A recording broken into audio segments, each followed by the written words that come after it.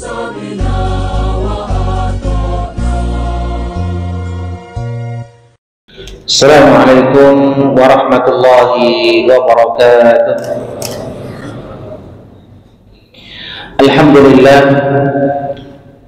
لله الذي هدانا لهذا وما كنا لنهتدي لولا أن هدانا الله، والصلاة والسلام على رسول الله وعلى آله وصحبه ومن والاه، ولا حول ولا قوة إلا بالله. اللهم علمنا ما ينفعنا وانفعنا بما علمتنا وزدنا علما. سبحانك لا علم لنا إلا ما علمتنا إنك أنت العليم الحكيم. Bapak Ibu jemaah yang kami hormati, rahimani wa rahimakumullah. Bosan-bosannya mari senantiasa kita panjatkan puja dan puji syukur kita kehadirat Allah Subhanahu wa taala, karena dengan nikmatnya, karunia-Nya, hidayah dan taufiknya kita bisa kembali bertemu, berkumpul di tempat yang mulia ini, tentunya untuk kepentingan yang sangat agung, yaitu dalam rangka menegakkan sholat maghrib secara berjamaah, kemudian diikuti dengan kajian ilmiah. Kita berdoa kepada Allah Subhanahu wa taala, semoga Allah Subhanahu wa taala berkenan untuk memberikan kepada kita ilmu yang bermanfaat sehingga bisa kita amalkan dan kelak pada hari kiamat akan menjadi bekal yang baik untuk kita semua. Amin ya rabbal alamin. Kemudian salawat serta salam tak lupa kita aturkan kepada uswah hasanah kita, suri tauladan kita, Nabi besar Muhammad sallallahu alaihi wasallam beserta keluarga, sahabat dan seluruh pengikutnya yang setia hingga yaumil qiyamah. Bapak Ibu jamaah yang kami hormati, rahimani wa rahimakumullah. Di dalam sebuah hadis Nabi kita Muhammad sallallahu alaihi wasallam bersabda, "Man ahabba an yubsata lahu fi rizqihi wa yunsa'alahu fi atharihi falyasil rahimah." Barang siapa yang ingin dipanjangkan umurnya, diluaskan rezekinya, maka hendaknya ia menyambung tali silaturahim. Di dalam beberapa hadis, Bapak Ibu sekalian, terkadang Nabi kita Muhammad sallallahu alaihi wasallam memotivasi umatnya dengan motivasi-motivasi duniawi, karena ada sebagian manusia kalau diiming-imingi surga kurang ngefek Pak. Kalau diiming-imingi kamu terhindar dari api neraka kurang tertarik. Maka beliau sallallahu alaihi wasallam terkadang memotivasi umatnya dengan motivasi-motivasi berbau duniawi. Salah satunya hadis ini, barang siapa yang ingin diluaskan rezekinya, dipanjangkan umurnya, hendaknya menyambung tali silaturahim. Panjang umur dan rezeki lancar atau luas, ini perkara duniawi atau ukhrawi Pak? Duniawi. Di dalam hadis lain, Nabi kita Muhammad SAW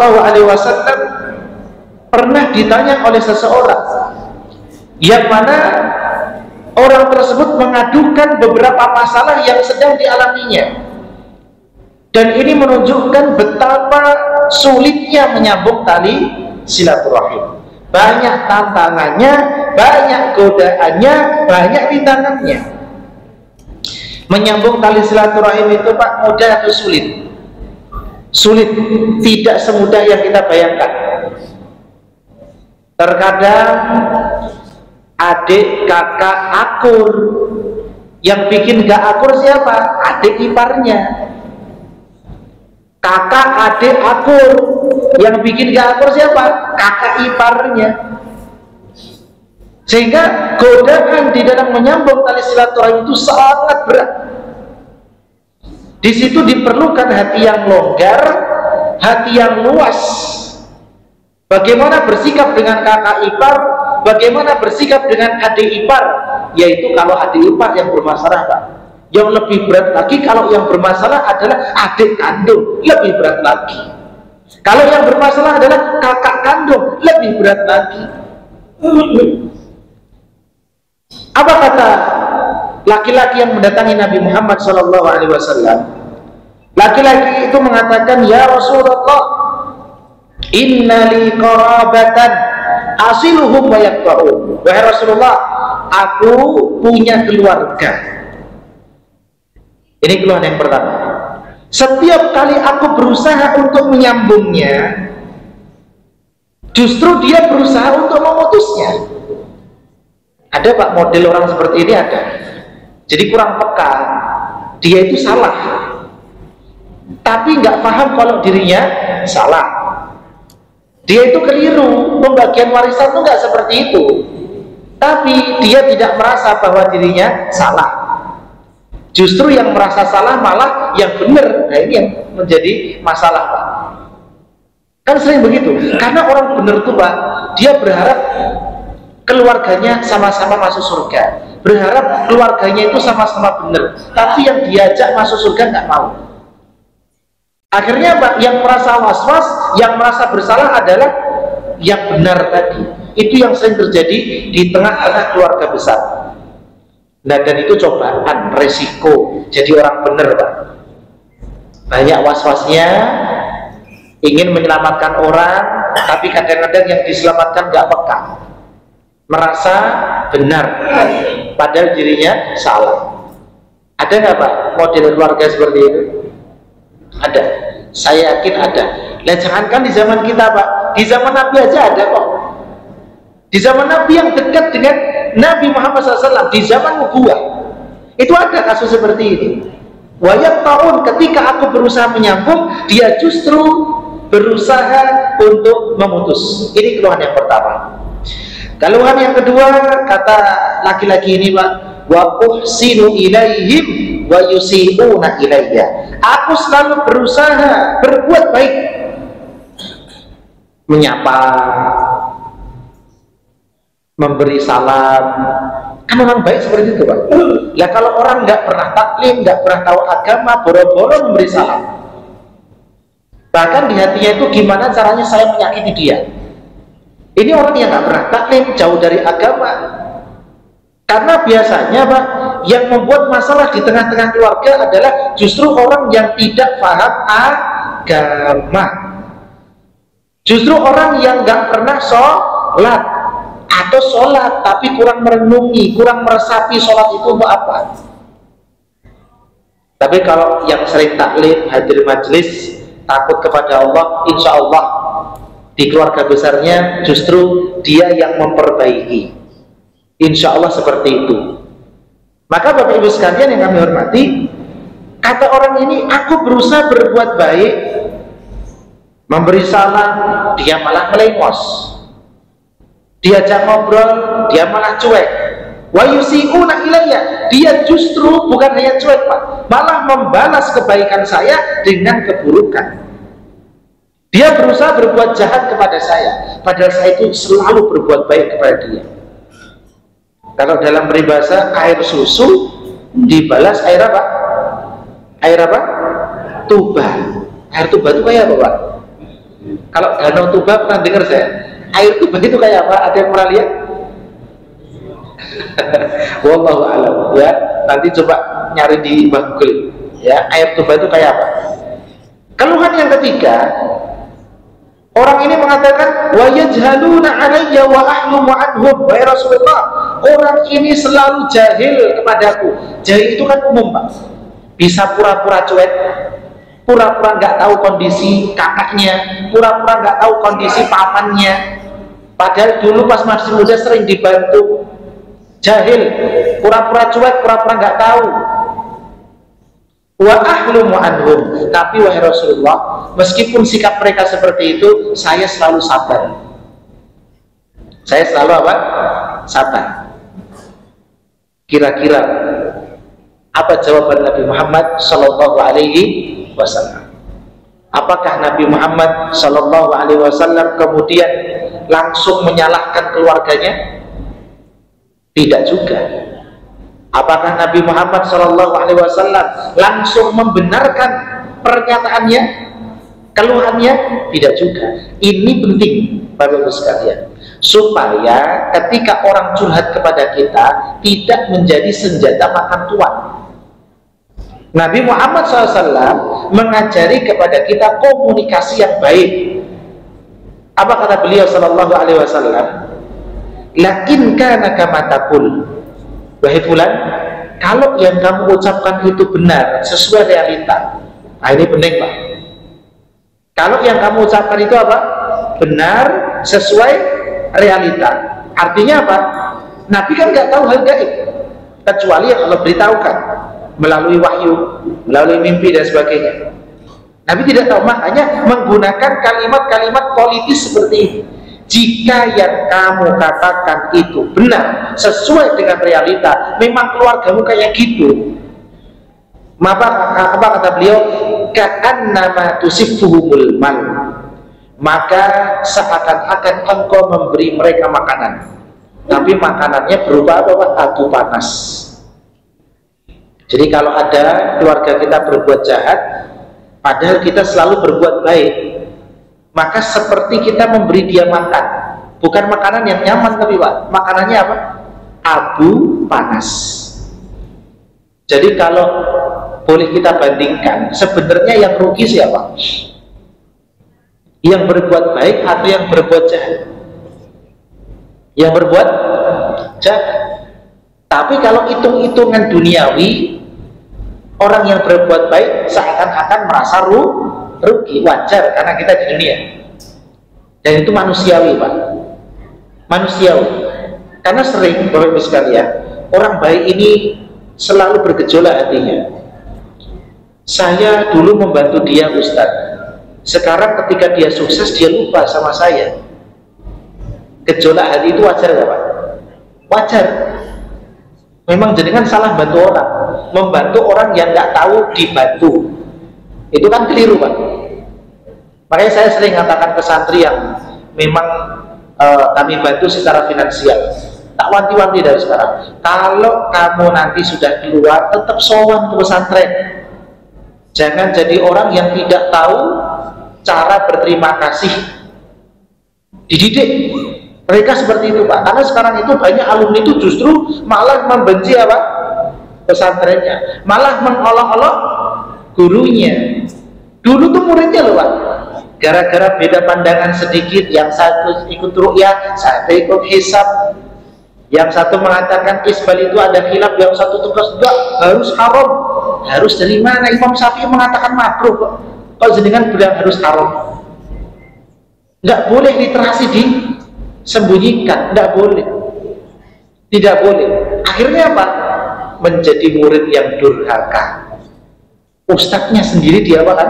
Digibahi. Terjadi apa tidak? Terjadi. Dan itu jebakan iblis bagi orang-orang yang sering ngaji, Pak, itu biasa. Ya, di mana-mana sama. Setannya sama, di mana-mana. Biasanya yang baru semangat-semangat, masih muda-muda, pola pikirnya belum matang, modelnya seperti itu. Nah, ini penting untuk kita perhatikan. Jadi seseorang yang berbuat baik kepada kita, kita balas kebaikan itu dengan keburukan. Yang rugi bukan dia, Pak, tapi yang rugi siapa? Kita itu seperti makan abu panas, dibaiki malah dibalas dengan kejahatan. Kemudian Nabi Muhammad SAW memberikan motivasi. Apa kata beliau? Wala yazalu ma'aka minallahi dhahirun alaihim ma dumta ala dzalik. Tenang, Allah akan terus membantumu, Allah akan terus menolongmu, Allah akan terus melindungimu. Yang penting kamu bertahan dalam sikapmu yang seperti ini. Artinya disuruh tetap sabar. Maksudnya gimana, Pak, sabar itu? Sabar itu maksudnya jangan membalas dengan keburukan. Paling mentok, paling pol adalah diam. Nggak boleh membalas dengan keburukan. Karena kalau sudah membalas, berarti kita sama-sama memutus. Ini ada tali, Pak, ada tali. Ada tali. Putus talinya dari pihak A. Jadi pihak A ini putus talinya. Kita pihak B, tugas kita apa? Tugas kita apa? Supaya utuh lagi, nyambung, betul ya? Kalau kita ikut-ikutan, putus lagi. Jadi yang putus ada dua ini. Bisa dipahami nggak Pak? Berarti kita tidak nyambung, artinya sama-sama memutus. Maka minimal supaya pemutusannya itu tidak lebih parah, diam, jangan dibalas.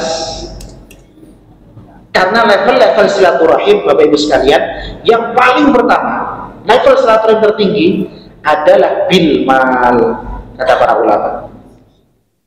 Kalau kita ingin silaturahim mendapatkan pahala yang paling banyak adalah dengan cara memberikan harta kepada karib kerabat kita. Itu level silaturahim yang paling tinggi. Disebutkan walisilati darajat. Menyambung tali silaturahim itu ada derajat-derajatnya, ada level-levelnya. Di antaranya yang paling utama adalah bil mal. Alhamdulillah di negeri kita itu Pak ada adat yang bagus. Biasanya kalau Idul Fitri ada bagi-bagi apa? Uang, betul? Dari keluarga yang paling kaya biasanya sudah menyediakan amplop Pak. Nah, yang umur sekian amplopnya isinya 100 ribuan, yang umur sekian isinya 50 ribuan, yang umur sekian isinya 20 ribuan, sampai 5 ribu, sampai 2 ribu, ada semua. Ini bukan ngajari ngemis, justru ini bagus. Ini adalah adat negeri kita yang luar biasa, harus dijaga. Karena apa? Menyambung tali silaturahim yang paling utama adalah bil mal, yaitu dengan apa? Harta. Dan itu Allah tegaskan di dalam Al-Quran. Allah Subhanahu wa ta'ala berfirman, wa atidal qurba haqqahu wal miskina wa ibnas sabil. Dan berikanlah karib kerabatmu haknya. Haknya karib kerabat apa? Ditafsirkan dengan kata setelahnya, wal miskin wa ibnas sabil. Saya bertanya Pak, haknya orang miskin itu apa Pak? Sama orang yang kehabisan bekal di perjalanan. Haknya mereka berdua Pak. Haknya orang miskin dan ibnus sabil yang kehabisan bekal di tengah perjalanan. Haknya mereka berdua ini apa Pak? Kunjungan atau harta? Harta. Tetap harta Pak. Makanya yang paling utama itu adalah anak yang punya harta banyak. Kalau dia mampu menggunakan harta itu untuk menyambung tali silaturahim, ini anak yang paling menyambung tali silaturahim. Gak ada dia gak hidup. Jadi jangan dicela Pak. Lihat orang kaya sinis, lihat orang berduit gak terima, jangan. Justru mereka ini kalau tahu agama, mereka itu dengan hartanya mampu melakukan ibadah-ibadah yang tidak mampu dilakukan oleh orang-orang yang tidak memiliki harta. Yang kedua, Bapak Ibu sekalian, setelah bil mal adalah bil khidmah, bukan kunjungan. Sekali lagi, justru level yang kedua adalah pelayanan. Yang kedua apa? Pelayanan. Kalau yang pertama harta, yang kedua pelayanan. Pelayanan ini biasanya anak paling terakhir. Kakaknya udah merantau ke Papua, ya, kakaknya merantau ke Sulawesi, merantau ke Aceh, ya kan? Merantau ke mana lagi? Kalimantan. Sisa anak yang paling kecil. Kalau kecil itu banyak bungsu, betul Pak? Paling kecil. Biasanya yang melayani seperti itu. Maka harus sabar. Melayani itu tidak mudah loh Pak. Tapi levelnya masih di bawah harta. Masih di bawah harta. Jadi ibarat gini, ada anak bungsu melayani orang tuanya. Misalnya mau mencucikan pakaiannya, memasakkan makanan untuknya, kakaknya dari luar kirim duit. Lebih utama lah. Menurut penjelasan ulama, lebih utama yang pertama. Kan jauh Ustaz. Maka kita jawab, berbakti itu nggak mesti dekat. Kalau berbakti itu harus dekat, terus bagaimana dengan orang-orang yang memang jauh dari orang tuanya? Apakah mereka tidak bisa berbakti kepada mereka? Yang disalahpahami, mohon maaf, kami pernah mendengar gini Pak, orang-orang yang merantau itu kasihan, bapak ibunya meninggal nggak ada di pangkuannya. Terus saya berpikir, memang kita tahu kapan mereka meninggal? Bisa dipahami ya Pak? Jadi jangan sesempit itu memahami apa? Silaturahim. Jadi ada yang memahami silaturahim terberat itu seakan-akan orang tua itu ketika meninggal ada di pangkuan kita. Belum tentu. Bukan itu. Tapi silaturahim itu tergantung kebutuhan, tergantung sikap kita kepada orang-orang dekat kita, karib, kerabat kita, keluarga kita. Ya kalau dekat tiap hari kelahi Pak. Ada loh Pak, anak itu dekat sama orang tuanya justru nggak akur Pak. Sering atau enggak Pak? Sering. Nyuci minta duit Pak, bayangkan aku. Suami istri, orang tuanya tinggal di situ. Orang tuanya suruh tolong cuci nak, minta duit, ada Pak. Minta apa? Duit per kilo 10.000. Udah kayak laundry. Kayak apa? Laundry berapa Pak sekilo? Tergantung. Itu ada Pak, itu ada real. Maka dari itu Bapak Ibu sekalian, berbakti silaturahim itu nggak mesti dengan pelayanan. Baru masuk yang ketiga, yaitu biziarati. Silaturahim itu level yang ketiga adalah dengan kunjungan. Dengan apa? Kunjungan. Dengan berkunjung. Nah, kalau di kita, alhamdulillah setiap tahun, setiap Idul Fitri ada yang namanya saling berkunjung, riyoyo, bailangan dan lain sebagainya. Alhamdulillah ini ada, terus dijaga. Ustaz kenapa disebutkan? Loh, ada loh Pak, sebagian komunitas menganggap ini bid'ah. Percaya nggak percaya ya? Ada sebagian komunitas menganggap kegiatan riyoyo, keliling-keliling itu bid'ah. Itu ada. Maka untuk menyembuhkannya susah. Karena kanker itu yang bisa menyembuhkan adalah dari dalam tubuhnya sendiri. Dia sendiri harus memperbaiki. Susah. Maka ustaz-ustaznya sendiri harus memperbaiki. Sampaikan bahwa ini bukan bid'ah, tapi ini adalah masuk dalam kategori adat dan istiadat, bukan ibadah. Yang nggak boleh itu apanya Pak? Salaman sama lawan jenis yang bukan mahram, itu nggak boleh. Tapi kalau sama orang tua masa nggak boleh Pak? Salim tangan kemudian dicium tangannya, boleh nggak Pak? Boleh. Saya berkali-kali melihat di website Muhammadiyah, Tarjim Muhammadiyah, saya heran, nggak ada loh Pak yang melarang salim cium tangan tuh, nggak ada, karena itu masuk adat. Makanya di sekolah-sekolah Muhammadiyah masih ketika santri itu masuk cium tangan gurunya, masih nggak Pak? Masih nggak? Masih. Kalau ada orang Muhammadiyah kemudian melarang santrinya, siswanya itu cium tangan, berarti itu KW. Saya pastikan nggak paham dia nggak paham. Coba jangan lihat, rata-rata orang yang nggak beradab santrinya itu yang nggak mau salaman sama orang tua, mencium tangannya nggak berani, dianggap itu sujud Pak. Ini saya kasih logika begini Pak. Ada, mohon maaf, tai lincung. Pernah lihat tai lincung Pak? Apa tai lincung itu? Tai ayam, mohon maaf, mencret, tai lincung. Ya, tak? Kemudian ada orang mencium tai lincung itu dalam posisi sujud. Jadi diciumnya dalam posisi apa? Sujud, dengan posisi sujud. Dicium lincung itu. Saya mau tanya, dia berbuat syirik atau enggak? Ini berat ini pertanyaannya. Lincungnya dicium tapi dengan posisi apa? Sujud. Dia berbuat kesyirikan atau tidak? Siapa yang mengatakan kesyirikan? Yang benar. Jadi nyium lincungnya dengan posisi apa? Sujud. Pertanyaannya, ini termasuk kesyirikan atau bukan? Ya bukan Pak, jelas bukan. Dia itu nggak menyembah lincung. Dia itu sedang mencium bau lincung, bukan sedang menyembah apa? Lincung. Bedakan itu. Bisa dipahami gitu. Sujud itu masalah niat Pak. Ini jadi kan jangan kaget Pak ya. Meskipun kalau di Muhammadiyah nggak sampai berlebihan seperti itu, ya. Tapi memang real. Imam Bukhari itu nulis, Bapak, mencium kaki Nabi. Itu ada loh Pak, itu ada. Cuma kan sikap itu berbeda-beda. Cuma ilmu nggak boleh disembunyikan, nggak boleh.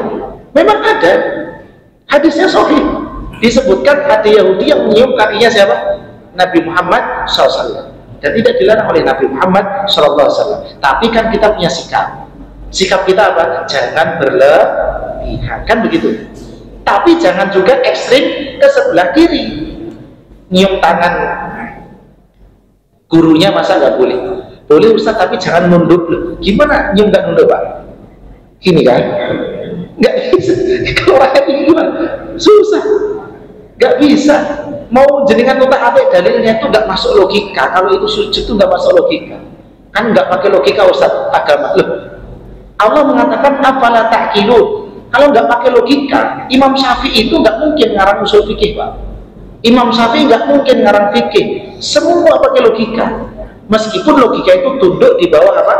Dalil Al-Quran dan Sunnah Nabi Muhammad Sallallahu Alaihi Wasallam. Jadi Pak, kalau jenengan bingung kenapa ya ini habis mondok kok nggak beradab, pastikan salah satunya egonya tinggi.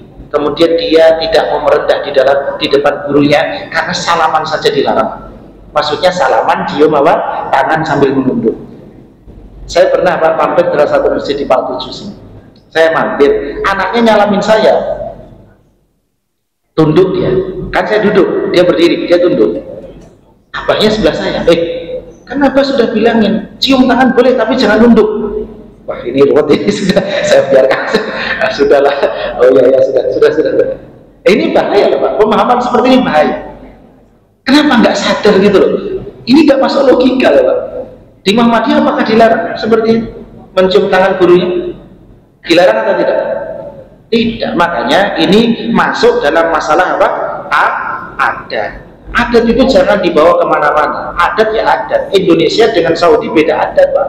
Kalau di Saudi cara menghormatinya gimana Pak? Dicium keningnya. Coba di Indonesia baru megang kepala, kira-kira diapain kita Pak? Baru megang selesai. Tapi kita dengan cium tangan, hormati Pak. Orang tua itu hormati. Makanya saya himbau kepada teman-teman, kalau lewat dari shop paling depan tuh Pak, ya nyapalah. Jangan malah berdiri tegak kayak pasukan paskibraka loh Pak. Jalan, disapa loh, ini orang-orang tua. Pak, saya mau lewat, amin, kan begitu.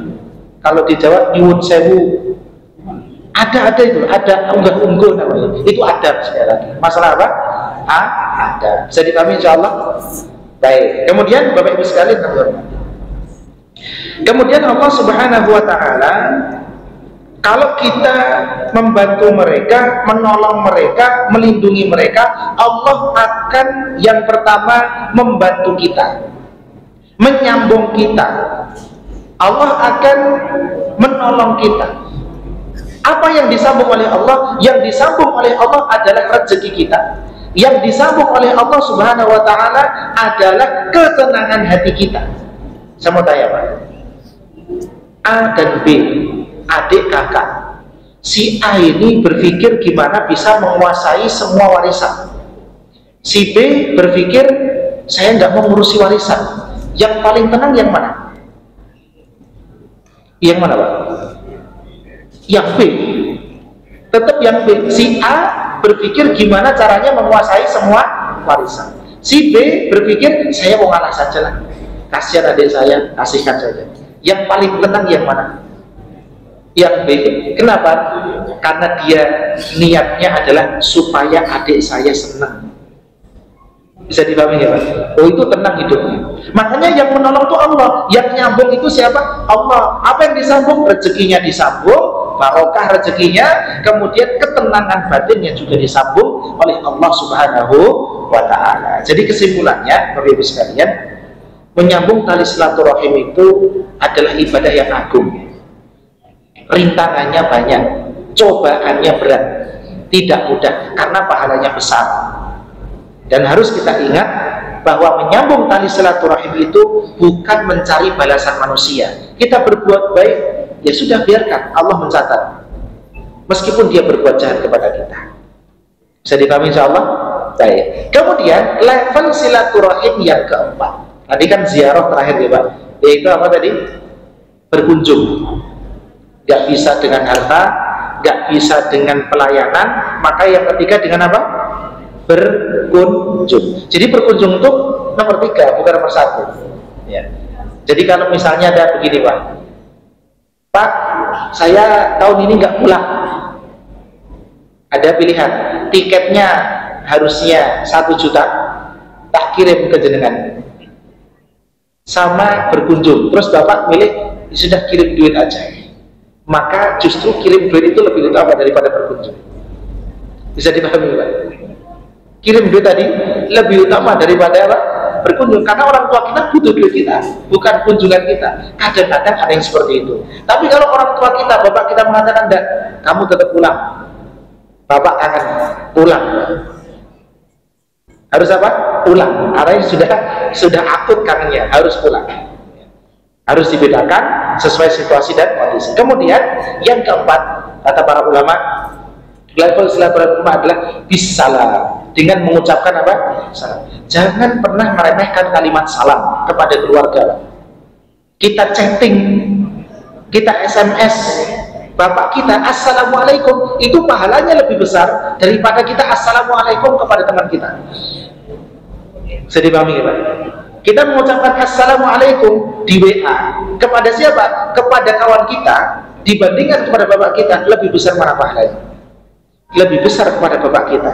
Pertanyaannya, lebih sering mana kita chatting dengan bapak kita atau dengan kawan kita? Nah, jawab kawan. Ini masalah Pak ya.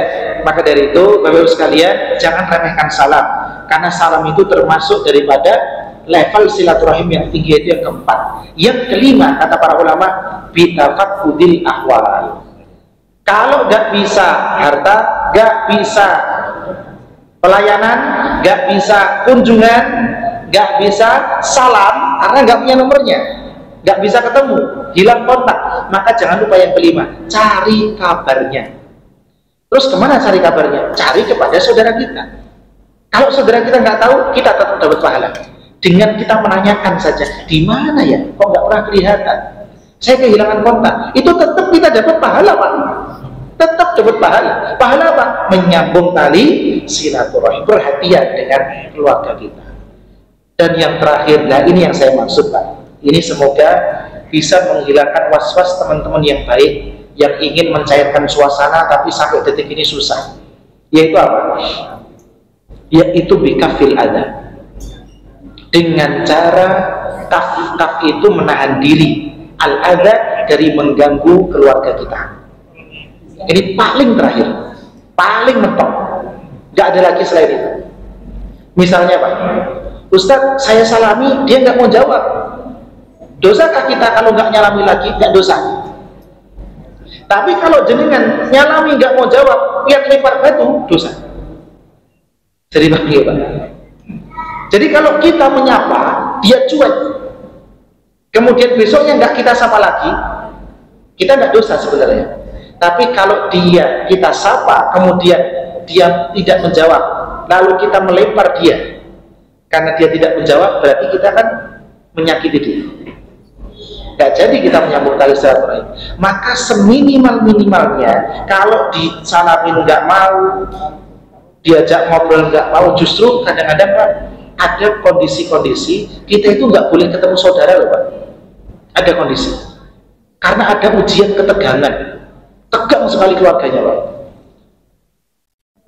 Kakaknya kaya raya, adiknya Pak miskin luar biasa, miskinnya luar biasa. Biasanya kalau ada ketimpangan itu nggak akur biasanya. Biasanya apa? Nggak akur, timpang banget.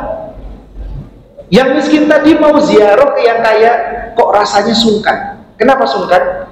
Ah, nanti sampai sana malah disakiti hati saya. Dikira minta sesuatu, entah itu oleh istrinya, kakak iparnya, dan sebagainya. Akhirnya apa? Dia putuskan untuk tidak datang ke rumahnya. Kira-kira sikap tadi memutus tali silaturahim atau tidak Pak? Tidak memutus. Kenapa tidak memutus? Karena dia takut ketika datang ke rumahnya justru lisan pedas dari kakak iparnya, dari istri kakaknya itu akan menyakiti hatinya. Maka hindari orang-orang seperti itu dengan cara tidak datang ke rumahnya. Ya terus gimana Ustaz? Berarti saya memutus? Enggak memutus. Ini yang menjadi was-was, Pak. Kenapa tidak memutus? Karena dia bisa bersilaturahim dengan cara yang lain. Caranya apa? Ngasih hadiah dari jarak jauh. Bisa Pak? Bisa. Kirim makanan, kurir sini, kirim ke sana. Bisa. Karena kalau kita datang justru rentan hati kita untuk disakiti, kemudian mohon maaf peluang untuk berseteru malah justru besar, tambah panas. Maka jangan datang Pak, karena masih tegang. Keliru kalau kita datang. Caranya gimana? WA, assalamualaikum. Urusan dia jawab dan jawab bukan urusan kita. Assalamualaikum. Itu menyambungnya dengan cara itu. Terus bagaimana Ustaz?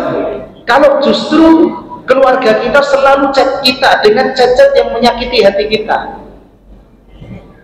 Ada nggak Pak keluarga seperti itu? Bikin grup keluarga. Itu justru, mohon maaf Pak, banyak grup keluarga itu dijadikan ajang untuk pamer pencapaian loh Pak.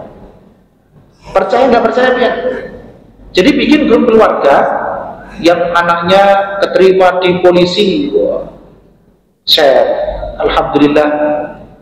Apa nggak berpikir bahwa di grup itu banyak anak-anak yang mungkin sampai detik ini sekolah aja belum bisa di grup itu.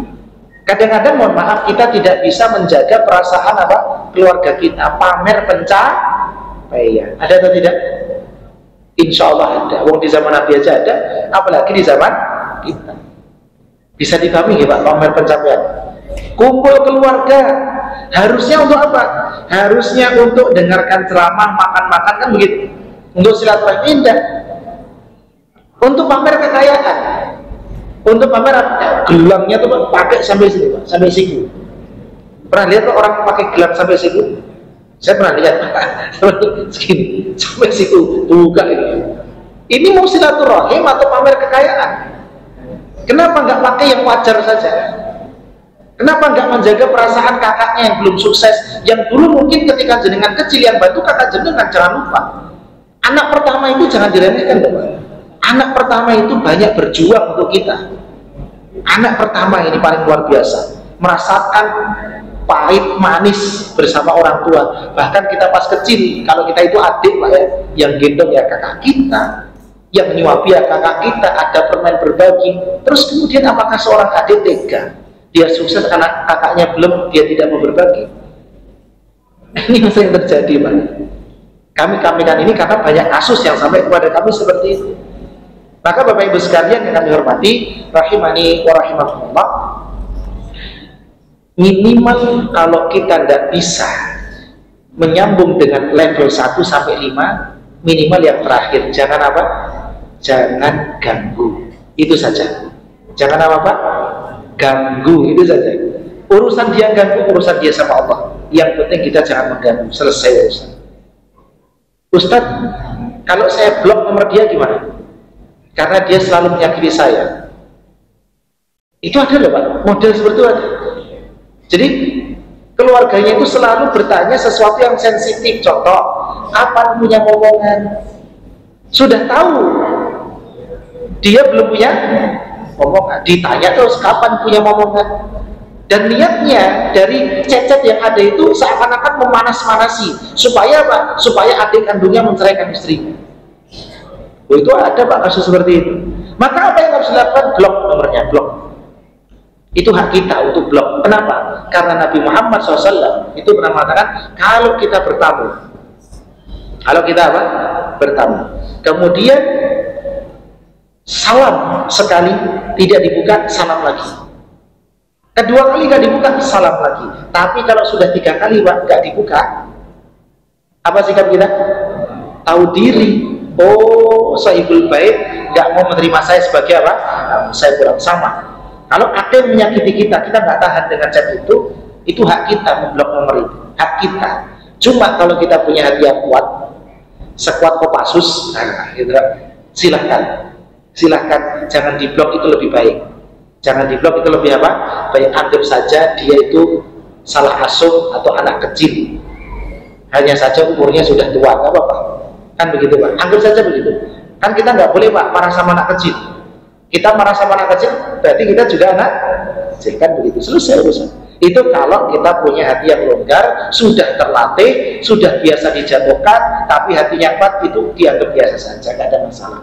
Tapi kalau misalnya kita nggak kuat, blok saja. Untuk apa? Ketenangan hati kita. Sampaikan, maaf Mbak, saya blok jenengan karena cek jenengan itu menyakiti hati saya.